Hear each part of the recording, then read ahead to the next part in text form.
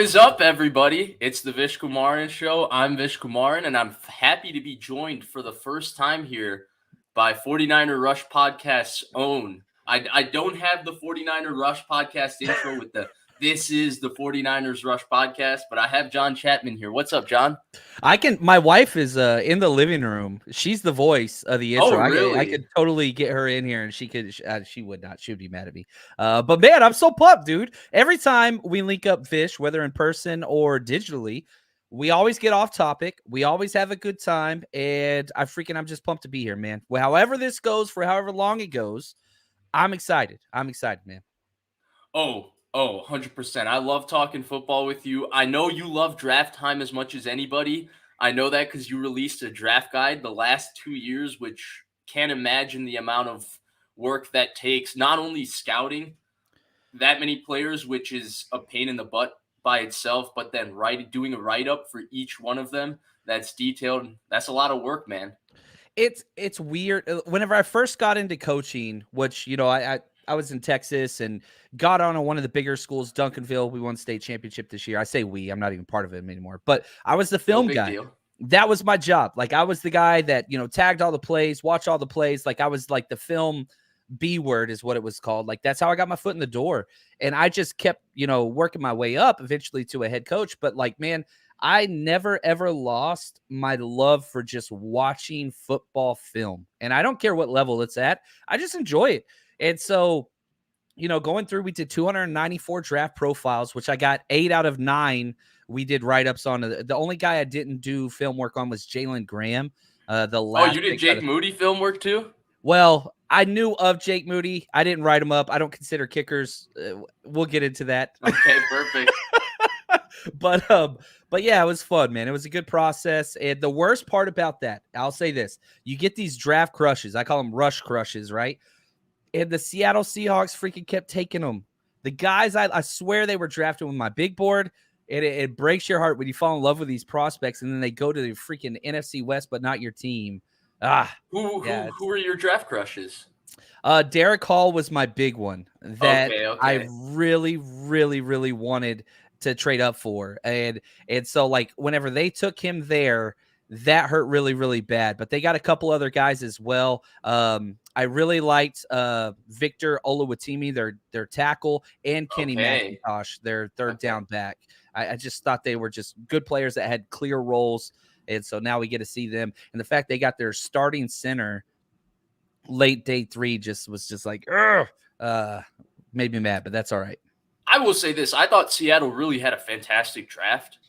I wasn't the biggest Devin Witherspoon fan, like not from the standpoint that I didn't think he was a absolute home run, like good corner, like great player. Just I like Gonzalez 1 and Deontay Banks 2 in terms of my corners. And that was really because if you look at Devin Witherspoon's film, underneath stuff, nobody jumps routes, nobody accelerates, nobody triggers faster, both in the run and the pass game. But he had a lot of moments away from the ball where he would, take chances and he would just get run by. And I would never see Devin Witherspoon then catch up when he got run by. There's a game against Wisconsin. This is the play that really bothered me. He's playing off coverage. They're playing 3 deep. And he just gets run by I don't know who on Wisconsin, but that guy doesn't run 4.4 for sure. And he got straight run by him. And it was like, that was the one thing. So like, I thought he was an awesome player. Don't get me wrong. He's completely worthy of the 6th pick, but he was my number 3 corner anyway. I had him third too. I had him third as well. Okay, great. Well, I say all of this to basically say that, I really like their draft overall, but I don't think their draft actually improved their chances against the 49ers because the number one issue they had against the 49ers was not that they were overmatched on the outside, right? Between Tariq Woolen and Michael Jackson, it wasn't too bad for them against Deebo Samuel and Brandon Ayuk when they did go up against them. And then on the outside, DK Metcalf and Tyler Lockett are a handful for anybody. It was the fact that they had issues with the Niners because they're just not big enough and fast enough at the line of scrimmage against Jordan Mason, man, right? Like just exactly. You can't stop Jordan Mason at the end of the game. And it's one of the things that's just really interesting to me is just the way in which different teams have these philosophical ideas on how they build their team. The Colts, we're getting big, fast guys. That's all that there is to it. We look at the Seahawks, they build outside in almost exclusively. They'll go after some edge guys, but they just don't value right up the middle of the field, especially Right. defensive side. And I then mean, them getting rid of Al Woods this year, that was I really hope they don't sign him. And Puna Ford, probably one of my right. favorite players in the NFL. That's like a role player. I was big on him coming out. Like just guy that's a 2-down player that's just really, really good stopping the run. But they got a lot weaker there. Draymond Jones is incredible, and they paid for him. Good player, yeah. But is he the run stuffer? Are they tough against the run now? I don't know. And another thing that I thought was interesting, all three of their linebackers, Jordan Brooks, they paid to bring back Bobby Wagner and Devin Bush, all last year of their deals. So I don't know. That's kind of weird to me. Well, maybe they'll keep one or two of them, but they had a great draft, and I do like a lot of their players, but a couple things just made me scratch my head a little bit. I thought for sure they'd go defensive Jalen Carter. Pete Carroll loves guys with. Me too. I think Daniel Jeremiah said that Malik McDowell, what issues he had off the field kind of made them Makes nervous sense now that he says with Jalen Carter. But I mean, yeah, I don't get involved in the character evaluation because I have no clue. But on film, Jalen Carter was the best player in this draft, bar none. It wasn't that close. I hate that he fell to the Eagles. Or he didn't fall; they traded up for him. But now I hope whatever happens with his life, like I hope he he's turns healthy it around and happy. But he doesn't. Like it just affects his success with the Eagles because the talent of the player. I mean, they lost an all-pro defensive tackle in my mind to the 49ers in Hargrave, right? I think Javon Hargrave, you want to talk about an absolute stud, really, really absolute stud. But when you replace that with Jalen Carter, who's as good as Quinnen Williams was when he came out, that's crazy. And not even just him, the guy they got last year, Jaden Davis, right? Or yeah, the big his teammate at Georgia, the huge Jordan Davis. Jordan Davis, thank you. So yeah, I mean they have replenished. There's no doubt about it, and they got picks next year too. Like I was looking at the Eagles draft capital for 2024, and it was just like, good gosh, they got 2 seconds, and they got a whole bunch of comp picks, just like the Niners coming. Like Howie's killing it, man. It's hard to find a GM, and I know he got a lot of praise this weekend, but I think rightfully so. It's hard to find somebody doing a better job than him right now. Okay, I'll say this, and we're here to talk about the 49ers. I don't think anybody cares what we have to say about the Eagles or the Seahawks. But I'll say this is the last topic on the Eagles in particular with Howie Roseman.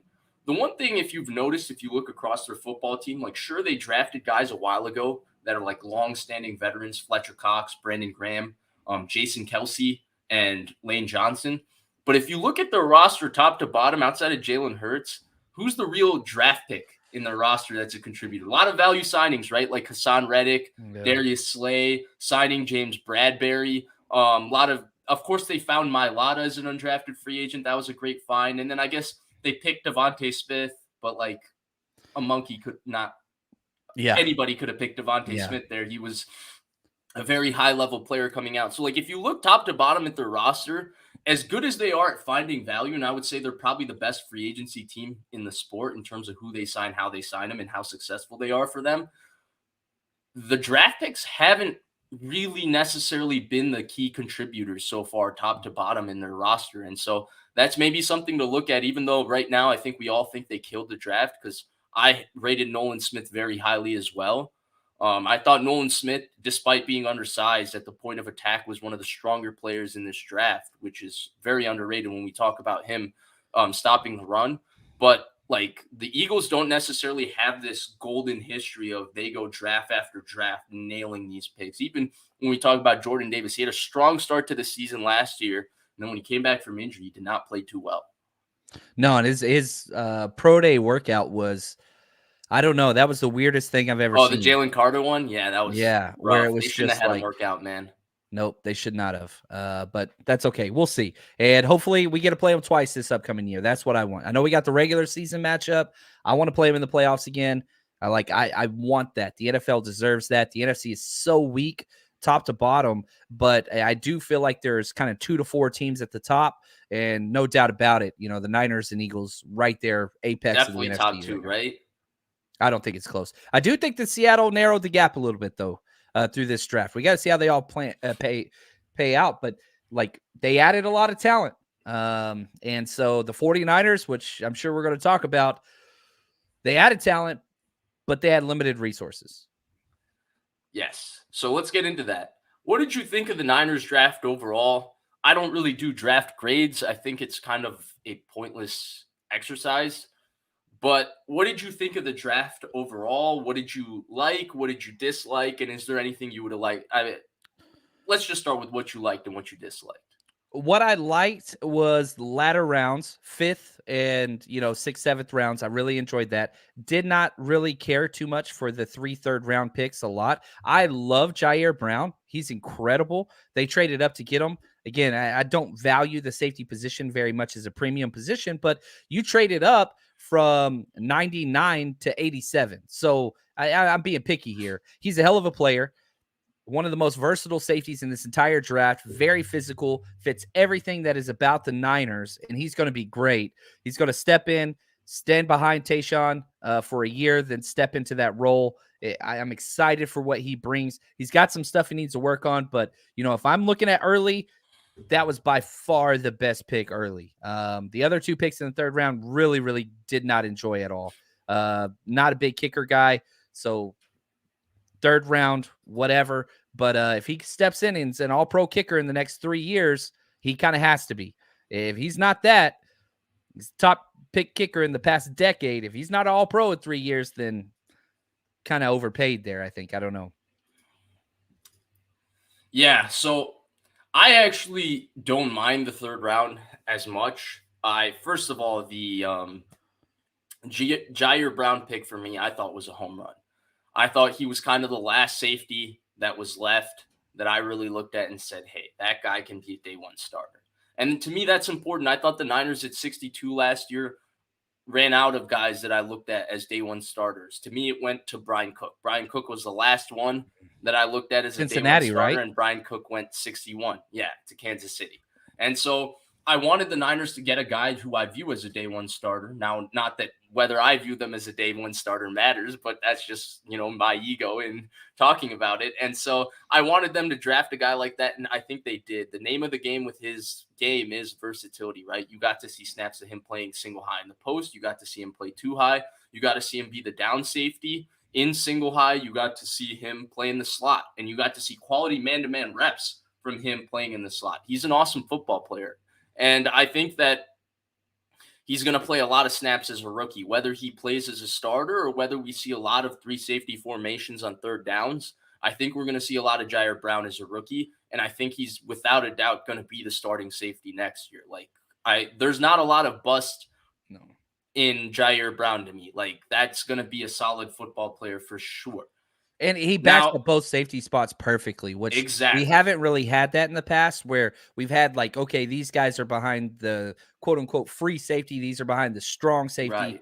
Right. That's done. This guy is the first safety off the bench. Right. And you look at, what was the name of the game with Tart and what was the name of the game with Ward? It was really just versatility. It was the fact that they could do just about everything. Now, the one thing I would also point out with Jair Brown is the ball production is ridiculous. Now, I think sometimes ball production can get overrated when we're talking about players because it depends how they get picks. The quarterback just throws 8 errant passes and the guy catches 8 errant picks. Yes, it's the fact that he got the interception. It's a statistic. It's impressive nonetheless, but it doesn't tell me whether he's a good safety or not.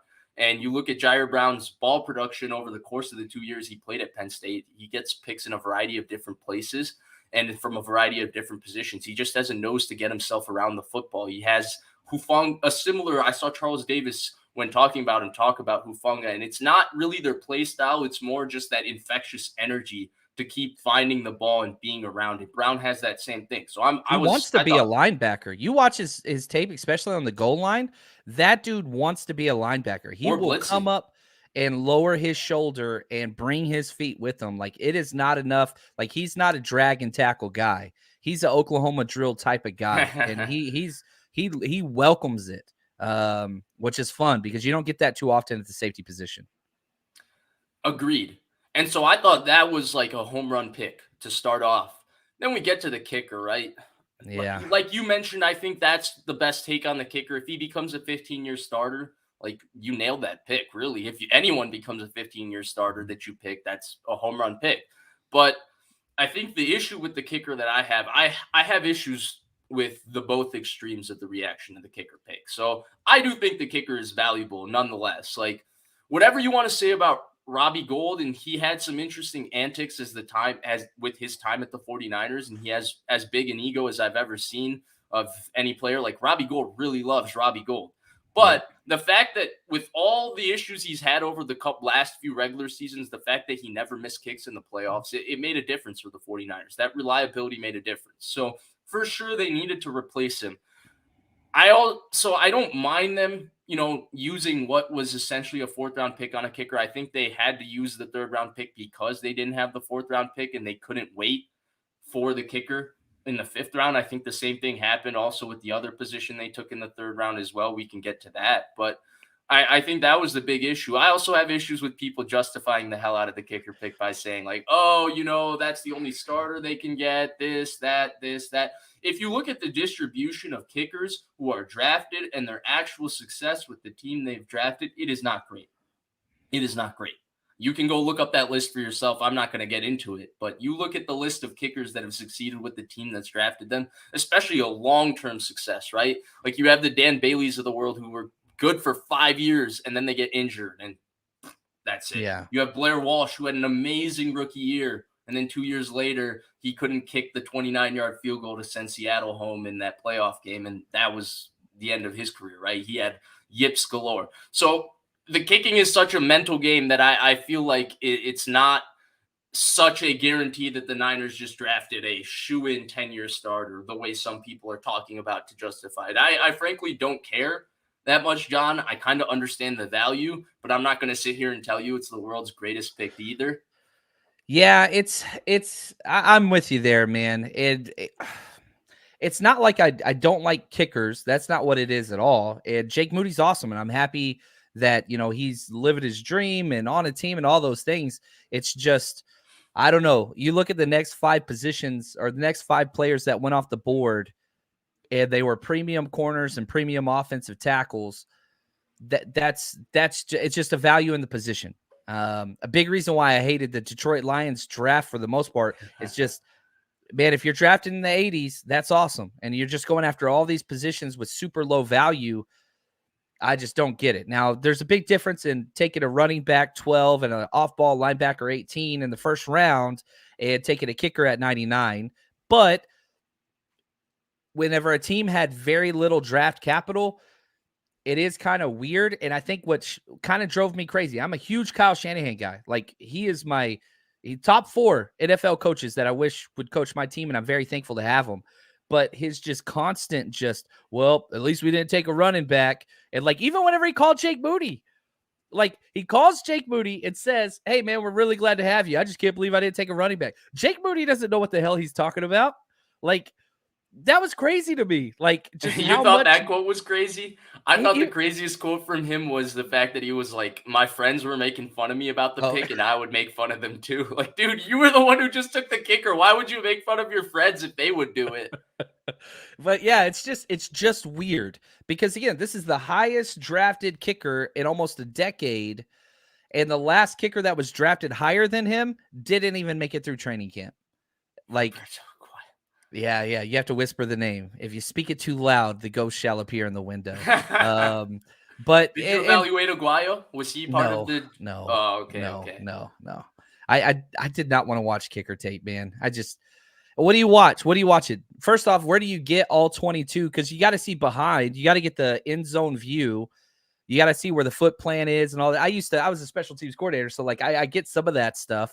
But I could get out my stopwatch and I could do the whole, all right, from snap to contact and all that stuff. But like, I don't know, man. So much of kickers is up here, and we have no access to that. Right. I know Harbaugh said that he's a legend and blah, blah, blah, blah, blah. But he also said Crabtree had the greatest hands like in the NFL and all that kind of other stuff. So I don't know. Yeah, I think Ishmael here makes the point in the comment section that we could probably speak to best. The fact that he's going to be able to actually kick the ball through the end zone is going to be impactful for the 49ers because obviously Robbie Gould lost that leg. Now Robbie Gould didn't want to be kickoff specialist, right? That was the value Bradley Pinion brought because he was able to just boot it through the end zone. That Guy was we drafted that we let walk after the first contract. Yeah. right. But you had that there. Mitch Wisnowski was not suited for that job with his Frankenstein leg line drive kick himself. He used Yeah. to shank a few of those as well. He was not a natural at doing that because his background is rugby rather than soccer. Whereas Robbie Gould is a clear soccer style kicker. So yeah, that definitely exists. But I think the fact that he can boot it through the end zone will add to the Niners, special teams value there. But other than that, I think the kick is, the pick, all relatively the same here. But I think that it's been a little overanalyzed. Some are Correct. over justifying it to me. Some are undervaluing it. We'll see how it really plays out. I don't think it was oh my God, who can ever take a kicker pick there? But I also don't think, oh my God, greatest value there, because how many people are going to start on this team? I don't think that either. And I think the most common argument I'm getting is, well, Bill Belichick traded up for a kicker like 20 or like 15 spots later. Therefore, this is completely justified because if Bill Belichick did it, then it holds water. And I'm just like, well, hold on just a second. Let's check out what Bill Belichick has done with his team building since Tom Brady has left. There's some questionable moves there for sure. I can't believe they didn't add a wide receiver, but that's a whole nother thing. Yeah, they went full defense special teams again. They did. Yeah. Again, they did. I actually like their draft, actually, when you look at who they took in terms of defense and special teams. I didn't expect it. Yeah. Two of the biggest value picks in the draft were Christian Gonzalez and Keon White. Agreed. So yeah, I'm with you there. But they took a punter too, and so guess who drafted a punter when we drafted a punter last time? Exactly, he took Jake Bailey, and which was crazy because I don't know how many white supremacist punters get picked in the NFL, but dude's got white whatever stuff tattooed on his body. Like, that was weird as hell to me. And everybody justified the Mitch Wisnowski pick because, oh, well, Belichick did the same thing as us. And it's just like, well, hold on. Let's look at that. How did that play out? Is Mitch a top 5 punter in the NFL? No. Borderline. And I like Mitch, and he's playing his best ball late, but it took him 4 years to get to the point where he was, I don't know, a top 10 punter. And so I don't know. He's in the borderline somewhere around there. He'll fit somewhere there, yeah. And I hope it continues. And I hope Jake Moody's the best kicker in the NFL. And if that's the case, then awesome. But at the same time, it's just, what do you value? And that's just my opinion. And I think it was a misappropriation of funds, but if it could work out, and I hope that it does. I really, really do. I'm pulling for the kid. Yeah, and I will say this, not to 2020 hindsight, the Wisnowski pick too much, but this argument was the same exact thing at the time, right? Like, look, New England took a punter in the 5th round, therefore the Niners wanted to get the better punter. And actually, Jake Bailey, to start his career, outperformed Mitch Wisnowski by a pretty considerable margin. He was a Pro Bowl punter. Mitch Wisnowski is yet to reach that honor, but, of course, it's blown up and fallen apart with him in New England. Now, the one thing I will say is the Niners traded down to pick Mitch Wisnowski. I think they had the 2nd pick in the 4th round, and they traded down to the 10th pick in the 4th round to draft him. On the board at the time was one Chauncey Gardner-Johnson. Now, I wonder, maybe the Niners didn't have him on their board because we know how much the Niners value high character players. And I'm not saying Chauncey Gardner-Johnson doesn't have high character. I'm just saying that he might not meet the character standards that the Niners have for their players. They're looking all at team captains and all of that type of stuff, right? You look at Jair Brown. There's the perfect example of the classic Niners pick under Shanahan and John Lynch from a character standpoint. But they did miss out on a guy who's turned out to be a premium player at a not so premium position, but he's a premium player in the NFL to take a punter who's, slightly above average. Yeah. And I mean, you can go on and on. There's so many guys, Tony Pollard, Hunter Renfrow, again, Jake Bailey, who you brought up. I'm just scrolling through that draft now, looking at Pro Bowl type players. And it's just like, yeah, there's a lot, but Dre Greenlaw for one went after good gosh, Dre Greenlaw, man, went 38 picks afterwards. But yeah, here we are. And so that's our job to kind of analyze these things and look at them. But yeah, that's enough kicker talk. Yeah, no, I hope he's awesome. That's good enough for me. And that's the same thing, right? I think it's gotten overanalyzed both ways. I don't think there's a lot to it until we see what he really does in the game. And I know that should be the approach with most draft picks, and it really is. But at the same time, I think with the kicker in particular, it's extra because honestly, what are we going to sit here and say? Because until we see him, in those moments responding and being valuable for the Niners, it's tough to, well, they shouldn't have picked him. If the guy makes the game-winning kick in the NFC Championship game, they 100% should have picked him, right? Yep. And if the And guy that's what I'm hoping completely for. wets the bed or, doesn't have a great season, then they 100% shouldn't have picked him, right? So he goes all over the place. But yeah, he was in some clutch moments, for Michigan and answered the call. So I right. love that. He seems to has the right, up here makeup and touchbacks. That's the thing I'm most excited about. Touchbacks. I think that's huge. Exactly. And Taylor Broussard, I think, brings up a really, really great point here in the comment section. And this was my point as well. It's the fact that, these highly rated kicker prospects coming out aren't necessarily the ones, right? Like with other positions, we have a relative, like if you meet these thresholds of athleticism and production, we can kind of look at you and say you're a stud, right? Like defensive end, you see Myles Garrett, you say, oh my God, that's a superstar, you can draft him, right? Like there's Bijan Robinson in this draft. Like, okay, we see it. You have everything. With the kicker, 98% of it is up here, and none of us have an evaluation of what goes on there. And I think that's why the success rate of kickers drafted having success with the team that originally drafted them is so low, because the pressure of being drafted, I think, as a kicker is not for everybody. Apparently, this guy seems to have it, so we'll see. And again, just, recency bias, we've talked about that. But what about Sebastian Janikowski? Right. It's been a first-round pick. Dude looks like John Daly. Now he looks like John Daly now. I mean, just gut, whatever else, out of shape. And John Gruden has been adamant several times. They almost cut him his rookie year because he just kept missing easy field goals.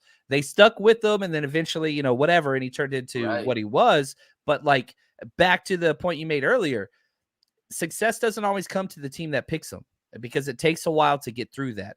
And, Seabass, one of the greatest kickers of all time, but he wasn't always that way. So with this team, it's going to be interesting. My grade for him is not going to be if he makes, his field goal accuracy rate. It's what he does in the playoffs. The bar's been set by gold, and not that, he's going to be perfect through the playoffs. Right. That doesn't happen. But is he going to cost you games? And that's the thing that's going to be key, and I'm pulling for the kid. I really, really am. So let's get to the other kind of controversial third-round pick. I know you didn't like the entire third round, but the other guy that was kind of controversial was the draft pick of Cameron Latu from Alabama. Yeah. I didn't study Cameron Latu. I'm not going to lie. I'm getting to him right now. But, of course, I did catch him a few times because I did study Bryce Young very heavily, and I do remember the Tennessee game where, 81 had a very good game. Of course, Bryce Young was magic in that game, by the way. But yeah, 81 had a pretty good game. But yeah, the one thing I do remember of him throughout the draft process that I heard, was when the S2 cognition stuff was being talked about with the quarterbacks. It was mentioned that he was the other high scorer in this draft class. Yeah, him and Bryce Young both had scored 98% in the S2 cognition test. And when they asked John Lynch, hey, what do you really like about Cameron Latu, he immediately talked about his IQ, his ability to retain plays, and all of those kinds of things. The athletic profile of the player is but I think what really happened for the 49ers is they wanted to take a tight end in this draft. I think the run on tight ends happened a little bit earlier than they wanted. I think a lot of the guys that we thought maybe had a chance of getting to the 90s went in a little bit earlier, and I think it started with, I thought Sam Laporta was an excellent player. I thought Dalton Kincaid was a top 10-ish player, top 15 player in this draft. But then Kincaid fell, and I thought maybe the run of tight ends could be a little bit later because only one of them went in the first round, and then Laporta goes 33, and Mayer goes, and they just start going. The only guy the Niners really had a chance at was Darnell Washington. I'm not sure how much they valued that player, but I think ultimately they had to settle on Latu because they couldn't wait till the 5th round to get a tight end. And I think they just took whoever was left on their board because they needed the position, they felt. It's weird because, whenever I watched Latu and I saw the 49ers met with them, I chalked it up to, one, they meet with all Alabama prospects because they don't coach they don't trust the coaching staff there. And even in the presser, they said, oh, well, we talked to Steve Sarkisian, the Texas coach, to get the write-up on Latu because they will not talk to Saban. I don't know if you remember whenever they had Mac Jones Pro Day, like Right. they walked past each other and wouldn't even look at each other. Like they don't Still get upset from along. Reuben Foster. That's right. They're still pissed about that. And we know Kyle Shanahan holds grudges and he doesn't let those things go. But regardless, the whole time I was watching Latu's tape, I was like, this is not a Niners guy. He does not enjoy blocking. He doesn't like physicality, and he doesn't break tackles in the run game. He had 2 broken tackles the entire year in 2022. So, like, the whole time I was like, okay, there's some very good things that he does do. He's good against zone coverage, natural pass catching hands, finds space really good. But again, every time it's like, the Tennessee game, which you just said, like he had a good game receiving. I think he had 6 catches for like 70 yards and a touchdown, something along those lines. I counted his blocks out in space. He was 1 for 8 on making contact. 1 for 8 blocking in space. Like he got 1 block, and 7 of the, not all 7, but it was like 5 out of 7 that he missed were like legit whiffs. And so he has the mentality. Very, very low athletic score. Probably one of the least athletic tight ends in this entire class, and he's light. So it was just weird to me. I think I had the next 5 tight ends taken off the board, graded higher to him. That doesn't mean anything. Obviously, the 49ers do a better job than I do. But it didn't make sense to me. I just didn't see it. I had him ranked 192 on my big board. He went 101. So, I mean, obviously there's a pretty big discrepancy there. But again, things that I don't know. I don't know medicals. I don't know character. I don't know IQ. I don't get to talk to these guys. And it did make sense with what you're saying and with what Lynch said, is that we loved his attitude. We loved his aggressiveness. We loved, his IQ. I get it. It would have been an easy trade down for me because, again, if you looked at the next 3 draft spots, were all trade downs. And so I doubt that the 49ers were sitting there saying, oh, there's nobody to trade down with. Like, they were convicted on Latu because they couldn't trade. That's his word, isn't it? That's John Lynch's word. Yeah. So it's interesting to me. The funny thing is I have Cameron Latu and Braden Willis back-to-back in my rankings. Like, really? Yeah. So Ishmael brings up the only guy that I liked at that point of the draft that wasn't gone. I thought Josh Weil. That's a rush crush guy, man. One of my favorite guys. Yeah. Ishmael's the man. He does a lot of work. He does a good job. He does a really good job. I 100% agree with this take across the board. Again, I'm not going to sit here and, say that I know something here that, like, because I don't, and clearly they saw something in their evaluation that drew them to Latu over a guy like Weil. Perhaps it's Weil's injury. But we don't, that's where we can't get into the medicals. We can't get into any of those kinds of things. But we are flying blind. I would have preferred Weil here as well. I was trying to think of, hey, who does Latu remind me of? And I don't know if he's physically, in terms of when you look at his body, too far off from who Austin Hooper was coming out. And Austin Hooper similarly was kind of a decent mover in terms of able to get open and find space, but not necessarily a great athlete. Especially when you look at the tight ends that preceded him at Stanford, like Kobe Fleener, for example. Kobe Fleener was a pure height, weight, speed demon. And so first round pick. Right. Second round, top of the second. Oh, was he? That's right. Yeah.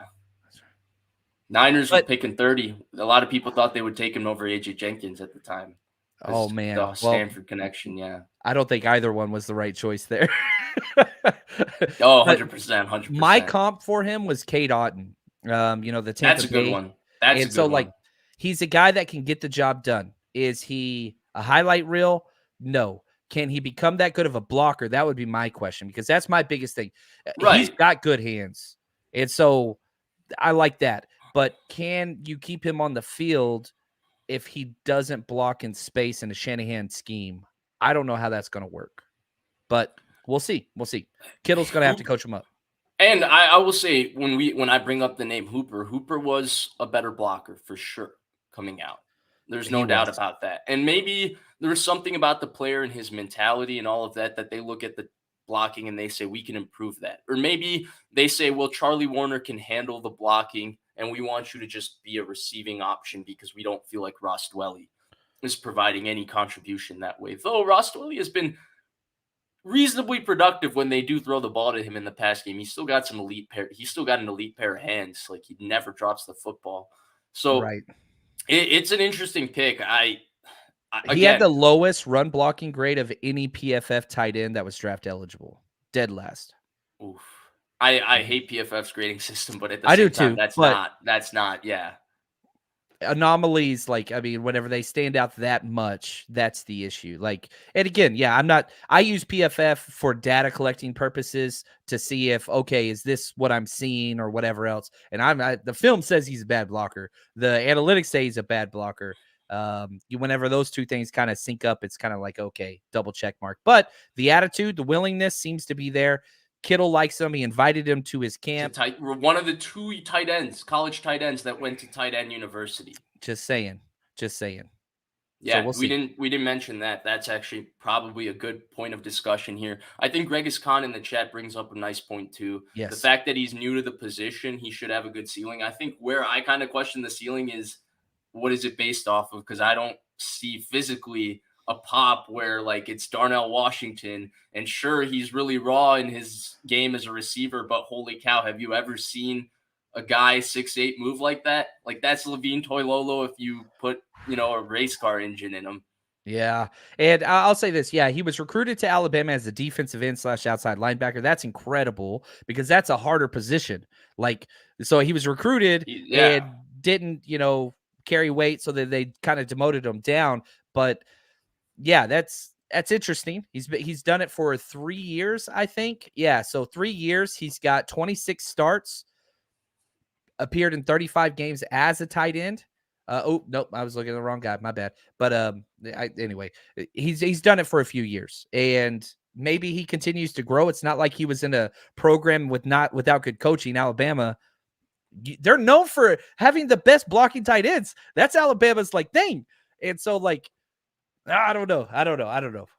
Again, I hate that we're doing back-to-back picks where I'm just like dogging them or whatever. But No, I see. Look, I think you and I agree that there were just different things about the pick that just didn't feel 49ers, even though you can easily make an argument on why they could have picked him as well. And the one thing for me that got me, John, and you mentioned it earlier, was that the Niners covet players that are great with the ball in their hands, right? Even if you look at the receiver they took out of Michigan, Ronnie Bell, like Ronnie Bell isn't the fastest guy, but you want to talk about a guy that's urgent and is good with the ball in his hands, that's Ronnie Bell.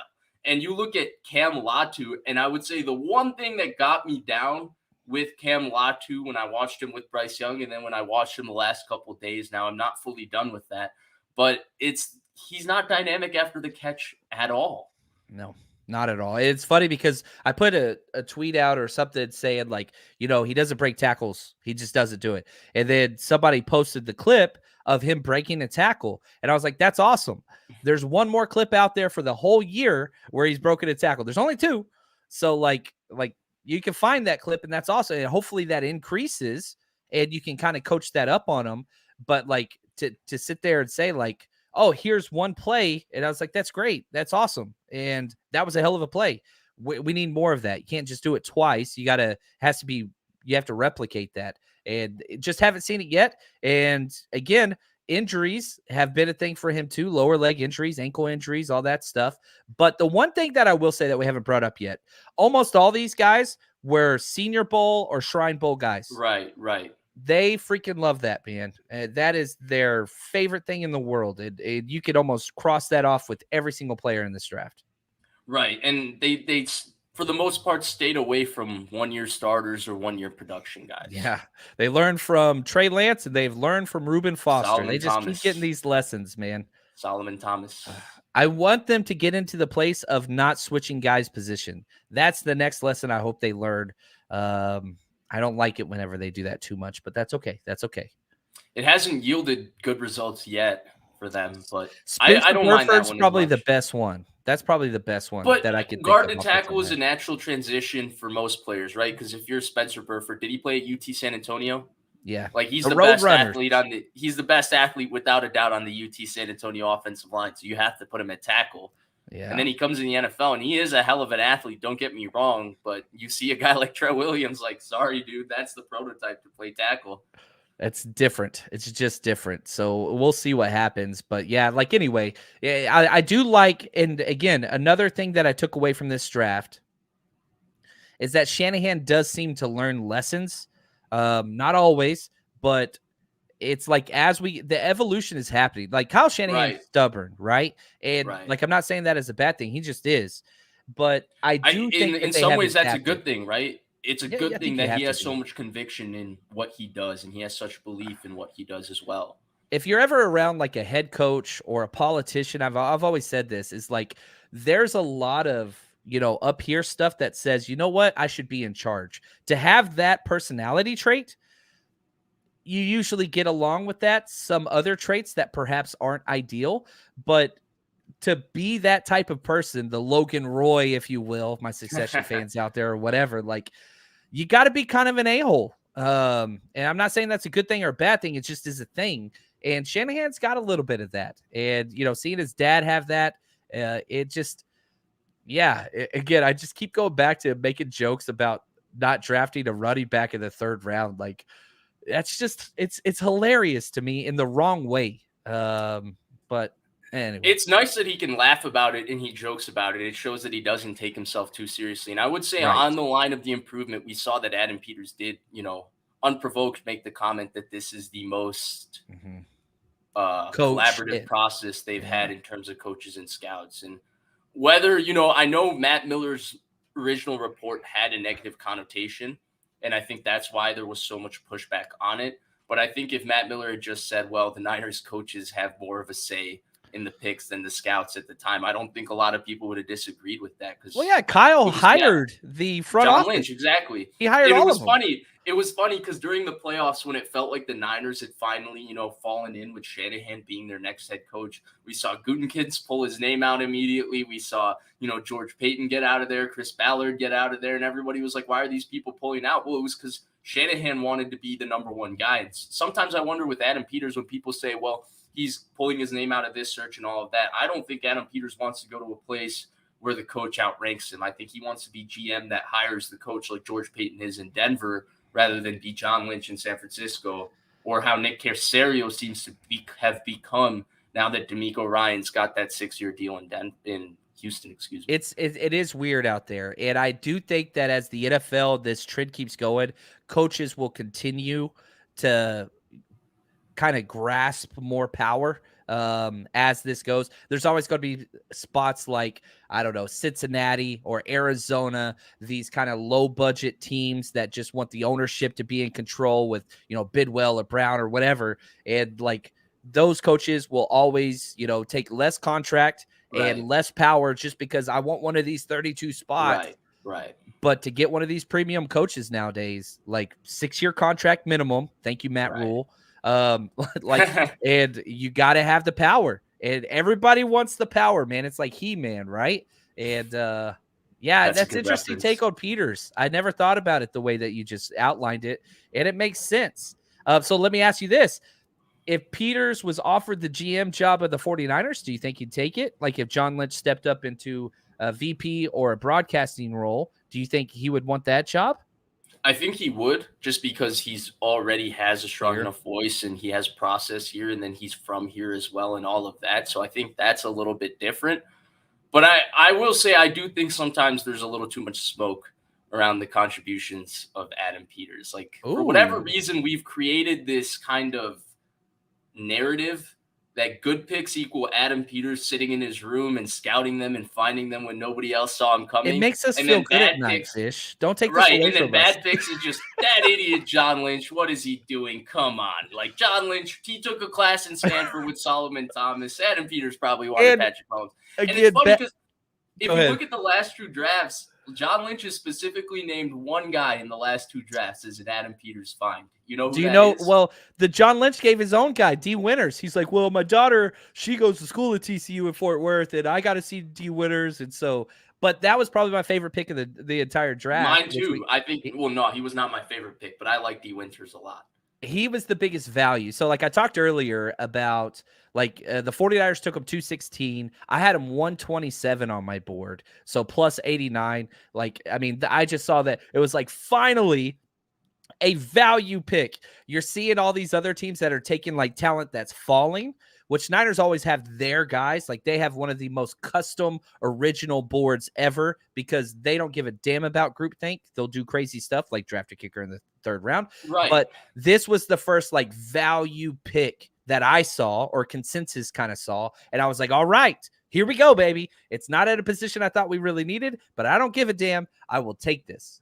I think they would have viewed taking a pass rusher with the traits of Robert Beal Jr. as a massive value pick because you don't find guys that are physical. I mean, Robert Beal Jr., have you seen the guy? He's chiseled. Yeah, he's a first-round body. He's a first-round body for sure. And so I think that would have been great value. I did think them mentioning the Kirby Smart quote was funny because I thought that was kind of a shot at Robert Beal Jr., but it kind of works out for the Niners because the Niners are a very much put your hand in the dirt team. Don't worry about anything. Go get the quarterback. That's all you got to worry about. That's how we're going to play. And then you have Georgia, who has all these read rules with their defensive linemen because they play that Belichick say it's not that similar, but they play that style of defense. They actually they play more man coverage actually than Saban does, but they play that style of defense. In fact, that was part of the conversation that I didn't think got highlighted enough with Trayvon Walker from a year ago, how much Georgia's scheme didn't allow him to just be a pure, hey, go get the quarterback every single play kind of pass rusher. And in some ways it was a shot at this is why Robert Beal Jr. never got on the field. But then I also liked, hey, them going with somebody that, when we're talking about potential to be a pass rusher, the guy is off the charts when you look at his explosion, his closing speed, his arm length, those kinds of things. And he's not inflexible. He shows the ability to possibly be a decent bender. So my favorite thing about him is this has been what the 49ers have wanted and have missed is that ultimate speed guy. We talked about last year at 62, whenever they got Drake Jackson, who was awesome.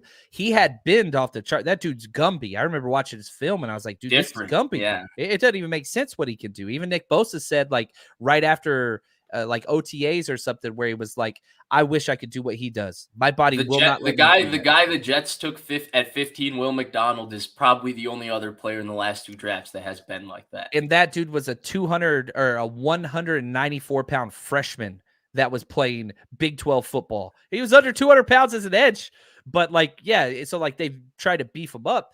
But now you look at Robert Beal, you have the speed factor that you had in D Ford. Is he D Ford? No, D Ford was a first-round player that got paid ridiculous amount of money and had crazy production. Right. But it's a D Ford type player that you could literally put out there 17 snaps a game and just say, look, if it's 2nd and 8 or longer, or if it's 3rd and anything longer than 4, you're going out there for one play, freaking light it up, get in the blocks, and just freaking go. And that's needed. And it might take a couple of years, but there's never been a better coaching situation and a better scheme fit. And Forktail Devil P38J, what a name. Is that Finding Nemo? Is it? I don't know. But no, either way. Jay Wallaby Lane or whatever. Oh, okay, fair enough. Sydney Lane I just saw the J. He said, why did Beal Jr. not play more at college? So this is what we were touching on earlier. The Kirby Smart quote that Lynch shared is kind of the reason why he didn't play more in college. Basically, Kirby Smart said we didn't feel like he could fit in our defense because they asked a lot of their defensive ends in the run game in terms of reading things out, sometimes handling 2 gaps and sometimes doing stuff like that. Whereas, the Niners are just, hey, you put your hand in the dirt, you go get in the quarterback, and they're aggressive and they get upfield with their defensive line. So schematically, it's a little bit different from that standpoint. And I guess he didn't fit into that. But the nice thing is he's not going to be asked to do anything like that in San Francisco. And when we're talking about physical traits for a guy in the 5th round, these are top 50, 60 pick measurables. Yeah, and a lot of it too, this is the new thing in college, which is weird watching film because you'll be watching a film, even if it's somebody like Jair Brown, you'll be watching film and then the next series he's not out there. And you're like, whoa, where's he at? Because now in order to keep players, you have to let everybody play. Otherwise, they all transfer out. And so a lot of the top tier schools started doing this first. Georgia was one of the first where, look, if you're a freshman, you're playing. DeAndre Swift was taking away snaps from Sony Michel and Nick Chubb in the national championship game, right? Like, that's the thing. So if you look at Beal Jr., he started 8 games last year out of 15. He's got 10 career starts, but he's played in 59 games.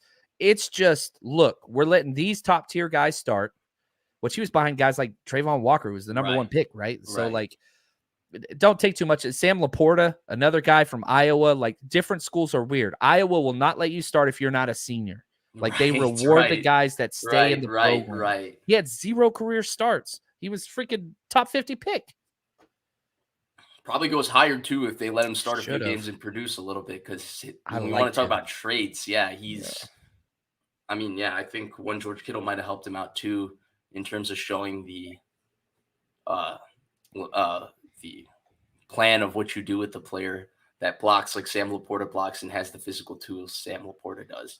I will say, while we're on the topic of edge players, the Niners did clear $8 million of cap space by restructuring Christian McCaffrey, a move we thought they would make. And today's the first day, right, where the compensatory formula is no longer in play with free agents. And there's guys like Yannick Ngakoue and Leonard Floyd still out there. Now, I don't know if the Niners will necessarily be unaggressive about pursuing these guys. I think they will be, but I also don't think they will be stupid about pursuing them. I think they're contented enough with their roster where unless those guys come at a value bargain price for them, they're not going to make that move. But I would say when you brought up the D Ford thing, the one special part of D Ford's game that's lacking with the 49ers, sure, the burst is one and all of that, but it's the sack fumble. D Ford was a sack fumble master. The Niners don't necessarily have that guy. Yannick Ngakoue is a sack fumble master. And that's where I would love for them to get a Yannick Ngakoue if it's possible to do it on a 1-year deal, because I do like Drake Jackson and I do like the potential of a guy like Beal Jr. perhaps. Like, I think Yannick Ngakoue on a 1-year deal would make a lot of sense. But do you think that's a move that you want them to make? And do you think that they would go in that direction? 100% yes on Yannick. One, he's young. He's 28. He's never had a down year. The problem is he is outspoken. Charlie Gardner-Johnson outspoken, and he will run himself off of teams. I think this is a healthy lineup. But whenever you look at somebody who has produced at least 8 sacks every single year they've been in the NFL, why is he not on a team right now? And he's 28 years old. Like, it's just because everywhere he goes, he wears out his welcome. But yeah, 1-year deal. Oh my gosh. I would love that. And then you get the comp pick if you went and signed somewhere else. But yeah, I like him a lot. I just think people are like, they talk and they say, man, he's a handful. And so I would love to have him though. I think Greg Khan is right here too. He is a liability in the run game. Although if you want to talk about that and that worries you, Leonard Floyd is still out there as well. And he's a good player all around across the board. He fits more. He fits way more. Right. But then I would also think Leonard Floyd is so young, he might be looking for a multi-year deal. This is only going to be his third year, or his third team, and I'm not sure that that's something the Niners would be so willing to provide to him. Now, I will say when we're talking about liability in the run game, I have this weird feeling that Eric Armstead might kick back outside, and we might see the Niners on a lot of first and second downs come in with Eric Armstead as the strong side defensive end, Javon Hargrave, Javon Kinlaw, and Nick Bosa as their defensive line. I think they were unhappy with how Philadelphia's offensive line pushed them upfield a little bit, and I think that they want to be a little bit stronger, a little bit beefier across their defensive line in general. And we know Armstead has incredible value as a 2-down player on the outside. He's an okay pass rusher from the outside. He's an excellent pass rusher from the inside. We know Kinlaw at this point in his career is pretty much just a 2-down player because he hasn't had the opportunities to make the move, the developments as a pass rusher that he could be, just because, he's been hurt every offseason. He's been rehabbing. Gosh, I really hope he takes any step forward. What you're kind of playing with Banks' money right now, like, you can't cut him. Nobody's going to trade for him after this point. So, like, anything that he does as a rotational guy, I feel like is a positive. So we'll see it. I will say this real quick before I jump off of Kinlaw. Everybody talked about, and the clips got out there about just getting bulldozed against the Eagles. All those clips took place in the first half. Right. If you watch him in the second half, that dude held his own. Was he making amazing plays or whatever else? No. But adjustments were made. And the dude balled, like, he played well. Now, Clelin Ferrell, I think, is the most important person whenever we're talking about where Armstead goes. Because I think the one thing that Ferrell brings He's a stout run defender on the edge. Right. Like, that's He's it. a good competitor, yeah. But like, not usually as a 6th overall pick, right? Hashtag No, Solomon Thomas. fourth overall Oh, pick. 4th. Sorry, that's even better. So like, Better. yeah. So that's key to me. I could see them definitely moving forward with, look, okay, we're going to try these guys out as our base down edges, and if they don't work, break glass in case of emergency. Just kick Armstead out there, because now defensive tackle is the most depth on the team. They have the most Because they any brought back position. Kevin Givens too. He started week 1 for us last year. Now he's Right. number 3 or 4. Yeah, D tackle, which it was funny because you remember we had 5 defensive tackles injured last year heading into week 1. Armstead, Right. Kinlaw, Mohurst, Ridgeway got hurt, and it was just all like in 4 days time. And it was just like, and Kalia Davis, who was injured, who you drafted, he's back. Right. He's back too. That's another name we got to throw into this conversation for sure. They are loaded at the defensive tackle position. Like, there are 6 dudes. Like Ty McGill, who was getting quality reps, they signed, which I like, but I don't know if he's going to make this roster. Like, are you going to carry 7 defensive tackles? Because if you remember in the playoff push, they only started activating 5 DNs and 6 D tackles. Right. I don't know if they're going to keep part of the that. reason why Drake Jackson was deactivated. Yeah, which I think was good for him. I think it was good for him. Long term, I think it was good for him to see how he would respond, and his play strength was getting so bad. You know, that's what both Lynch and Shanahan and Kocurek has referenced. You go back to that Raiders game, which I think was the last time he played, and a lot of those highlight plays, you see Stidham going to wherever Drake Jackson was scrambling, and after that, he didn't play anymore. A lot has been made of the Niners not drafting an offensive lineman. Ooh. I know that conversation is probably a lot more nuanced than the conversation that's been happening about it right now. What did you think of that? There are a lot of bodies in the room currently. But again, you had guys like Jalen Duncan. You had guys like Blake Freeland just sitting there. And instead you took Cameron Latu, who we already talked about. It was interesting because it's weird. Now you look at the undrafted free agents. They brought in 11. 3 of them are offensive linemen. Yeah, I don't know, man. There's a lot of guys there. I'm not sure there's a lot of top-end guys there. But if you remember last year, the number one question was, oh my gosh, what are we going to do without Lakin? Oh my gosh, what are we going to do without Alex Mack? Oh my gosh, Daniel Brunskill hurt. You bring up these 3 new guys that have never played. Aaron Banks, Jake Brindle, who was a 7-year journeyman with 2 starts. And then but he's Chris Forster's guy. Hey man, it's you got loyalty, baby. Vish, I hope I'm your guy. So you'll put you me are in my one guy, day. John. Of course. There we go. That's all I need. Have I performed well? No, but I got Vish's loyalty. That's all I need.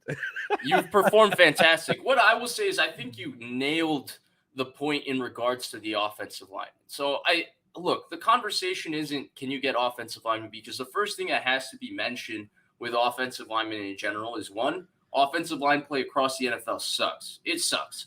Most teams don't have 2 good offensive linemen. 2, the guys coming into the NFL aren't so good. And if they're really good, they're getting drafted in the top 50 picks. That's just how things are, right? Like, how hard is it to evaluate, guards that, run 3 run plays their entire college career? Everything is spread out from the shotgun. They run 1 inside zone play. They run 1 play where they're pulling. Like, what are you really doing compared to what you're doing in the NFL? So that's Big 12 film is impossible to grade. I'm a Longhorn. You can't grade it. You got 3 defensive linemen, 3. And it's not even like there's 4 backers. It's a 3-2 sometimes now. Like, there's 5 guys in the box. How the hell do you grade that? Right. Exactly. And so, so it's complicated, right? And so then when you get into it, look, the Niners are going to keep 9 offensive linemen, 8 to 9 offensive linemen. It's a numbers game, like you mentioned. They have to draft somebody, right, in the 3rd round pick. That guy has to be capable of making the roster. He has to be capable of making the roster. I think they are very convinced in their 5 starters. They're convinced in Trent Williams, who isn't. Aaron Banks, I actually think Aaron Banks is going to take a massive step this year. I thought the way he improved over the course of last year was so encouraging. I don't think that's being talked about enough. I think Do he's you a player that's going to remember ascend. Creed Humphrey talks? Because like Creed Humphrey was my guy. I think those were started by you, man. I'm sorry. Okay, but like I wanted Creed Humphrey right there. He was my favorite. Why are you talking about a left-handed center, man? I'm just saying it's not that big of a deal. It's not that big of a deal. I'm kidding. Like it's not even like if you had to go back and say Creed Humphrey or Aaron Banks, I think everybody would still probably say Creed Humphrey, but I'm not sure they would say Asante Samuel Jr. over. No. You know what I mean? Like Banks is that damn good. You redraft. What'd he go, like 52 or something? You're talking maybe 40s. Like he surpassed his draft stock. And the fact that he was able to do what a lot of offensive linemen struggle to do, which is completely change his body and come back and still find his groove and play strength, I thought was impressive. I think Aaron Banks last year was the floor just because of the ascension that includes with him changing his body and the confidence that he grows. Brendel, to me, last year, that was about the best you're going to get from Jake Brendel. If he can mimic that production, you should be okay. I think Burford, similarly, another guy that's very much ascending. Then we get to McKivitz.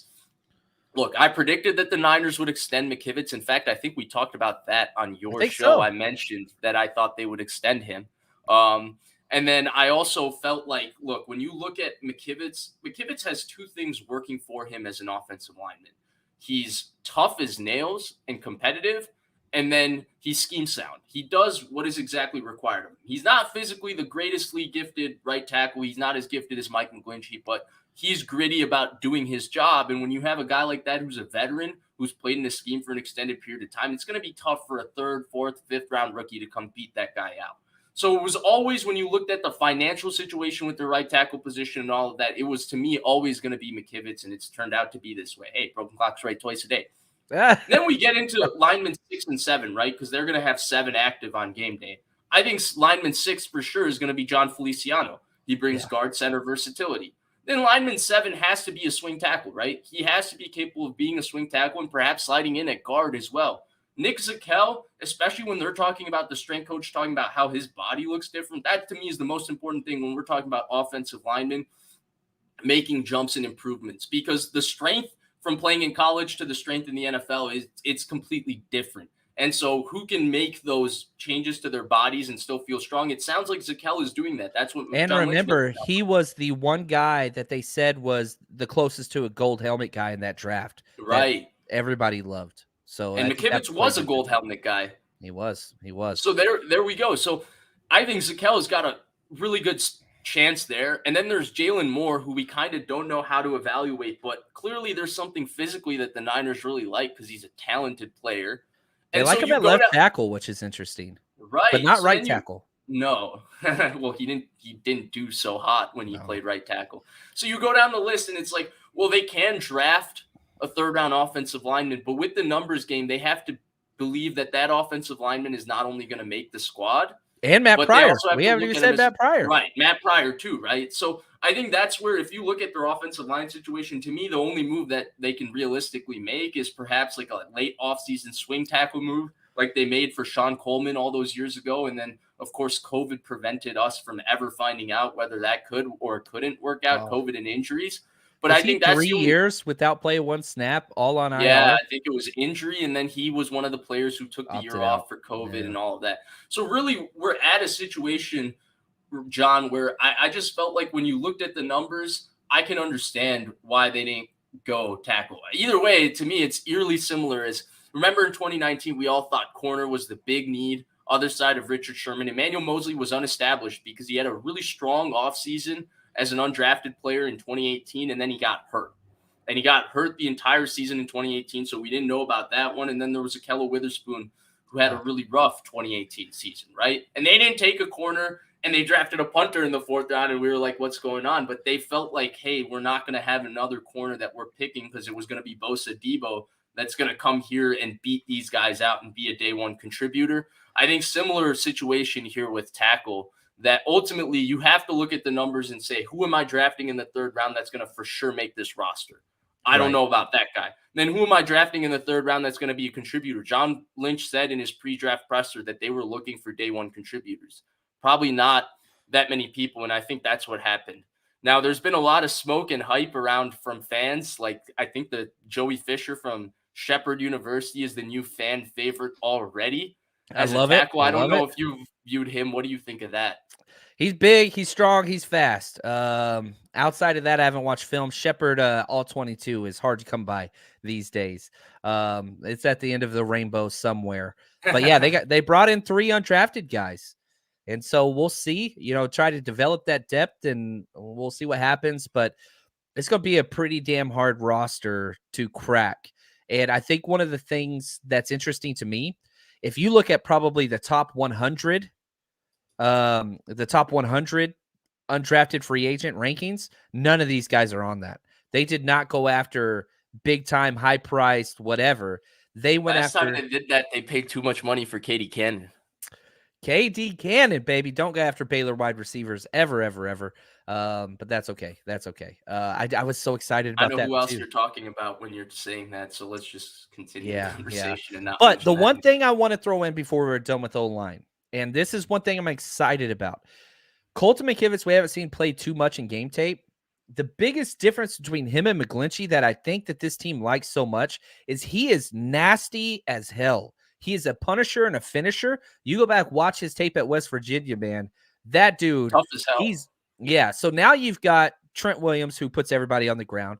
Spencer Burford's probably the next most violent guy. And then you're going to have Colton McKivitz. So now you've got 3 guys that are just nasty, finishing, pancake type guys. And I am excited about that. McGlinchey, he was as soft as a tackle could possibly be. He was a finesse guy, whatever else. So you're kind of changing the makeup of I don't know this if I would line. call McGlinchey soft, but he definitely wasn't as tough as Colton He's not a McKivitz. finisher. He's not a finisher at all. Definitely, I agree with that. Not like Colton McKivitz for sure as well.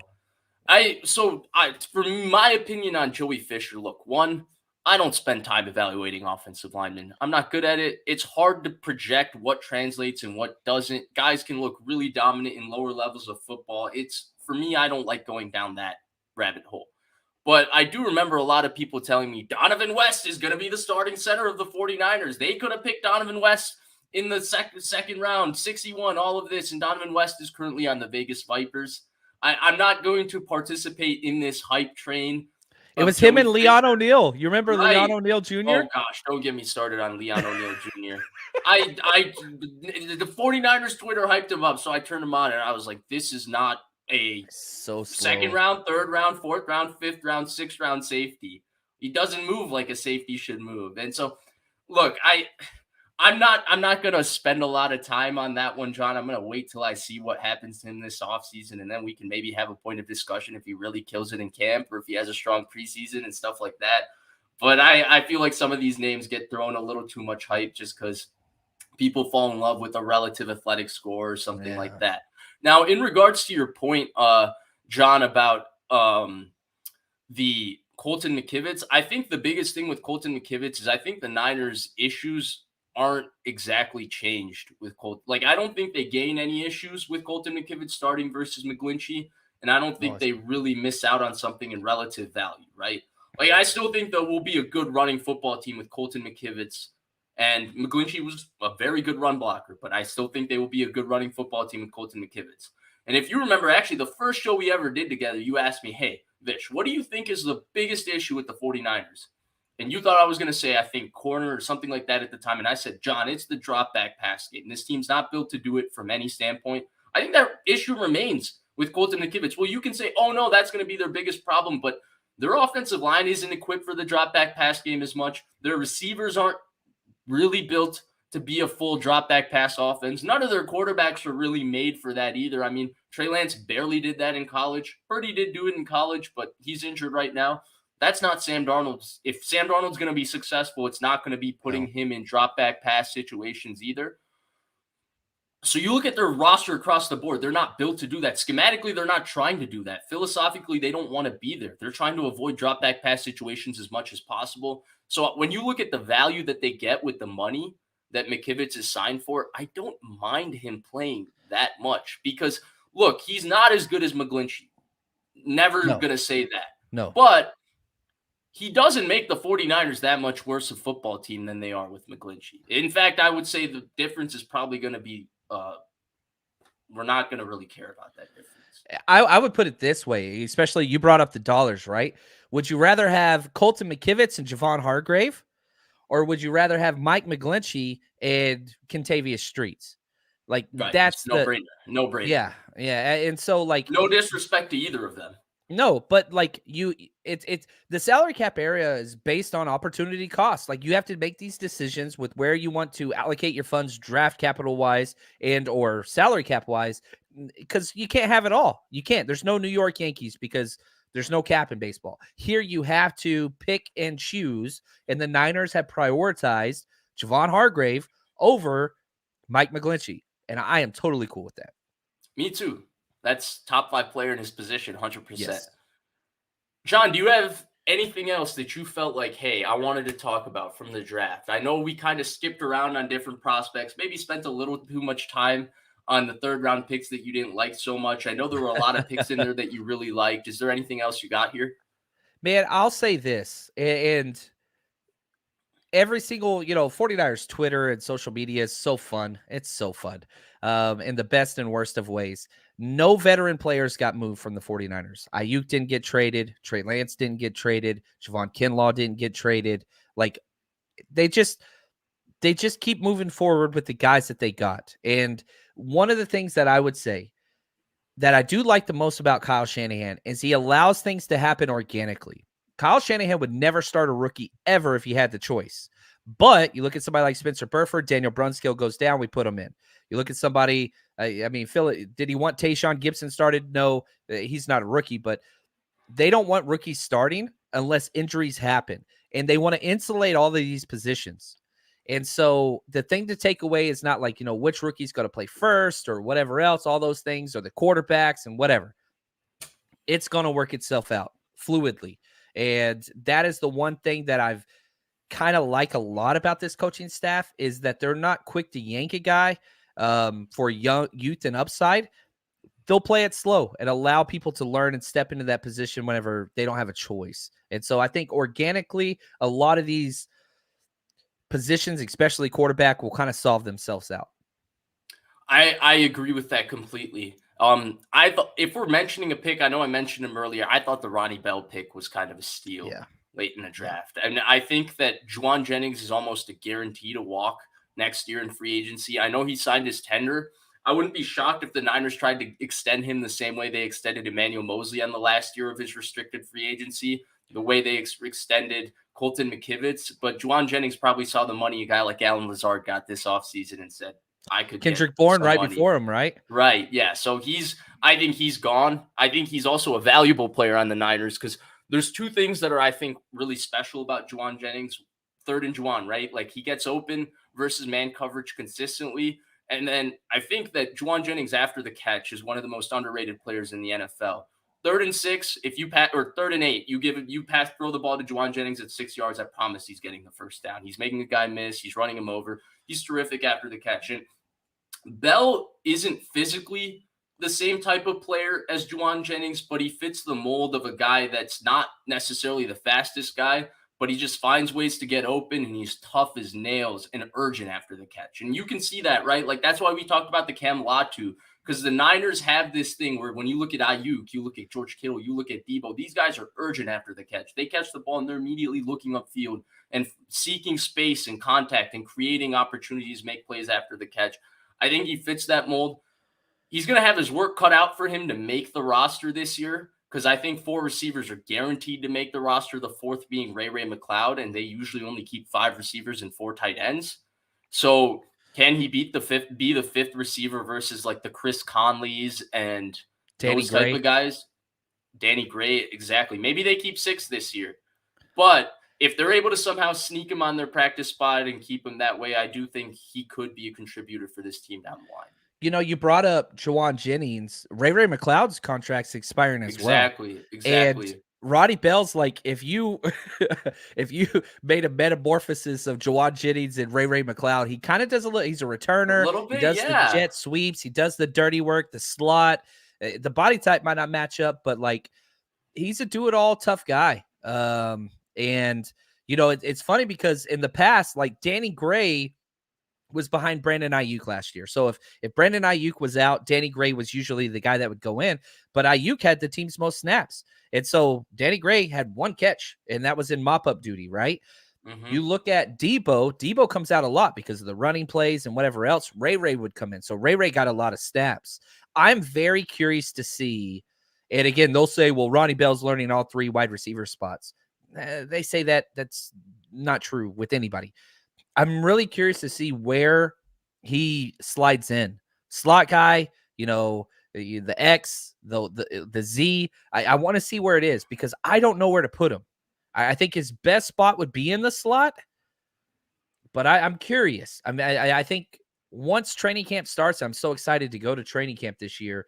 Like this is one of the things I'm like, where's he lining up? Where is he working with? He's got a little Robert Woods then, doesn't he? He can do it all, and so I don't know where they're going to focus his time on because I think that'd tell us a little bit about what their long-term plans are. Before I let you go, because I know you've been too generous here with your time, I will say I have a theory about the receivers in the doghouse. Now, we know Ooh. Shanahan has a doghouse, but I've noticed a weird trend with a certain someone who's no longer on the Niners roster. If you remember the game and the moment that Brandon Ayuk kind of entered the doghouse and it became obvious to us, he was having a strong offseason up to the point of the joint practices with the Chargers.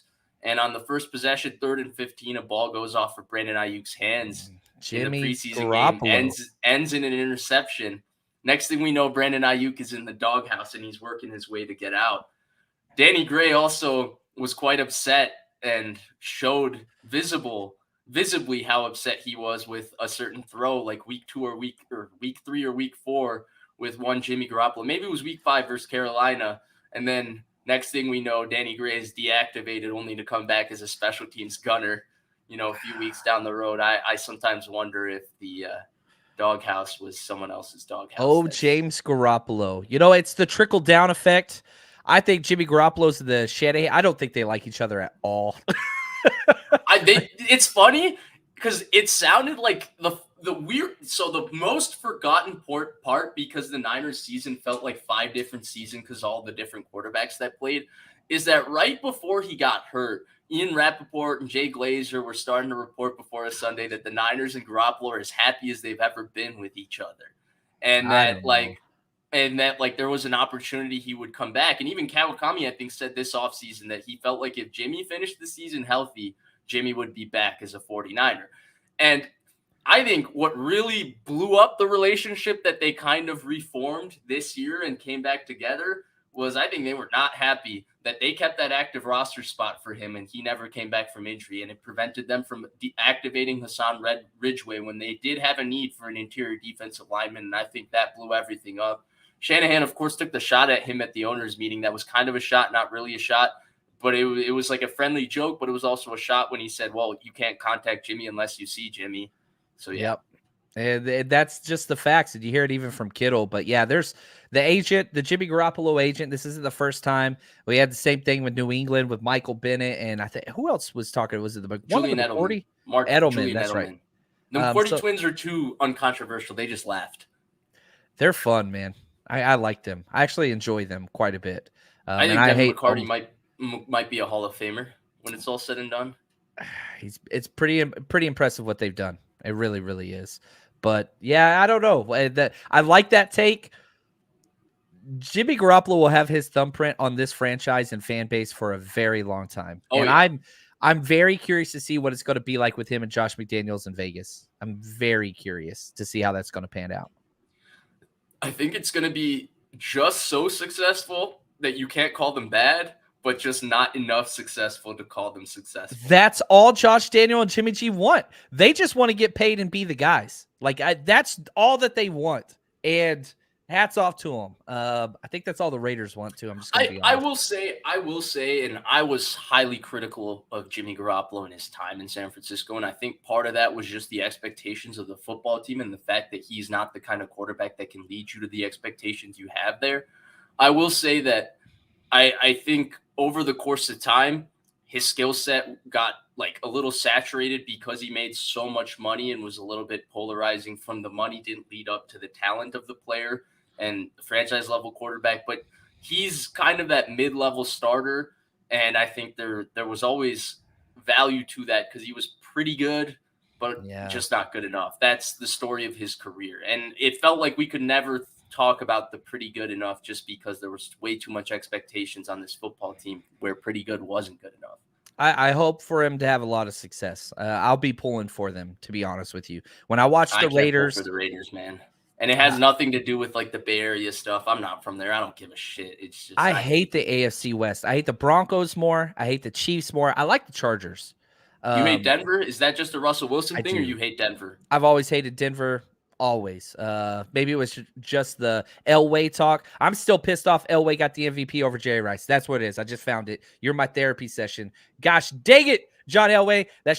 Jerry Rice had more receiving touchdowns than John Elway had passing, and they still gave it to him. Is this the year he had 22 touchdowns in 12 Yes. games? Yes. Yeah. Yeah. Dang it. Now I'm all jazzed up. You got me. You sound like me. Like I hate the Carolina Panthers solely because I thought Navarro Bowman didn't get that 2013 Defensive Player of the Year and Luke Kuechly got it because of East Coast bias. Now, that could be me being biased about Navarro Bowman, but I don't care. Also Carolina Panthers, John Bostic, I believe, beat out Patrick Willis by one vote. John Beeson, thank you. Beat out Patrick Willis by one vote for first team All-Pro. Would have been 6 consecutive, if not for that one AP writer's vote. So I'm fueling the Carolina Panthers. I don't think that was John Beeson at that point. I think that might have been one of Thomas Davis or Luke Kuechly. Well, they're all Panthers. They're all Panthers. But like, yes, I like my old Niners. I like my old Niners. Spicy John. What else gets you mad? Putting mustard on hot dogs. And I know you're from Chicago, or you live in Chicago, so like I can't do it. Chicago style dog. I'm just saying, man. I like ketchup. I'm a little child. I'm a child, man. I'm a child. John, this was awesome. We got to do this more. It was every time we talk, we say we got to do it more. I know you're crazy busy, but man, I'm going to get you on the show next week then. Can I have you on the show next week and we just keep alternating? Sure. Sounds good. Let's do it. Done. I'll get into the DMs. We'll figure it out. Where can they find that show next week, by the way? Yeah, just Google 49ers Rush anywhere you watch and or listen. John Chapman is the name, but 49ers Rush will pull up pretty much everywhere. We go live almost every single day throughout the entire year. So we do this quite a bit. So, yeah, check us out. See what do you got if you coming enjoy up? the show. Tomorrow morning, I got Wayne Breezy and Johnny Dale on the show, which is going to be fun because Johnny Dale loves Cameron Latu and Wayne Breezy loves Michigan. So he likes Jake Moody and he loves Ronnie Bell. And I'm just going to sit back and allow them to persuade me and see the arguments they make. But I talk too much, so we'll argue. Yeah, see, Taylor, I knew I didn't belong. I made myself vulnerable to his audience, Taylor, and you're just going to close me out. And that's not cool, bro. Everybody, we appreciate the support. Please like, subscribe, share, comment down below what your favorite pick was. I know there was a lot of picks that John and I didn't get to because of time. D. Winters being one of them. Terrific player. There's a few players at the end as well that I need to watch more. So I kind of purposely didn't get to them because I know John probably has done all his research on all of them because 8 of the 9 players that the Niners drafted were evaluated and had draft profiles written up in the 49ers Rush draft book. If you want to check that out, you should. Heck, it might become the new draft book. Joel Boschbaum had the draft book for so long. Then it was Nolan Naraki. Now it might be John Chapman. Who knows? I'll take it. But everybody, thank you so much for joining. Really appreciate the support, and we'll see you next time.